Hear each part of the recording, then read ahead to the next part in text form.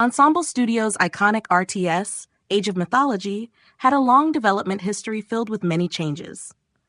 Early versions of the game, dating as far back as 2000, had drastically different designs from the final release in 2002. Many ideas were abandoned or altered over time, leaving behind a wealth of unused units, mechanics, and god powers.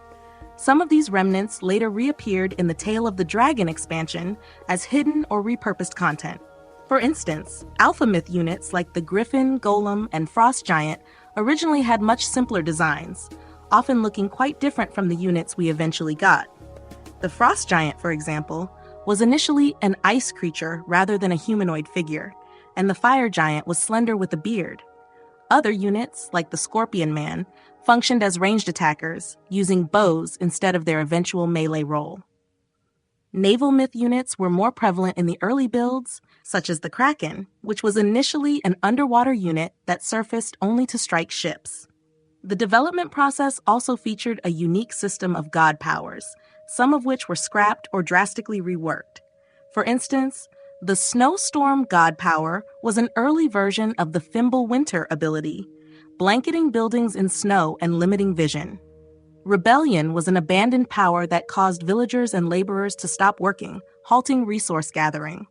Another cut power, Inferno, was meant to summon firestorms, but was removed due to gameplay issues, only returning later in the expansion. Buildings and economic systems also saw significant alterations. Early versions of the game featured identical building types across civilizations, with structures like the archery range and stable looking the same for each faction. Villagers had a more varied role in gathering resources, and stone was initially planned as a resource, but it was removed due to complexity. Naval combat had an innovative, though short-lived system where ships changed based on the units loaded onto them, infantry, archers, or siege units. But this was eventually simplified.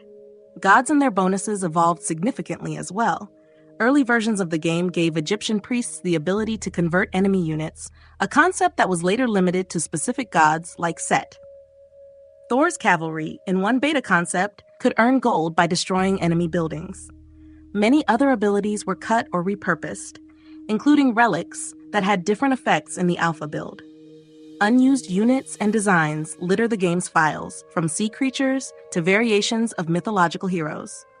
The campaign also had unused elements, such as alternate versions of famous characters and unique levels that never made it to the final release. Some cutscenes showcased myth units and humans battling evil forces like Kronos, deviating from the final storyline. Additionally, the city of Troy had a distinctive look in the alpha, with brown walls and a unique lighthouse model.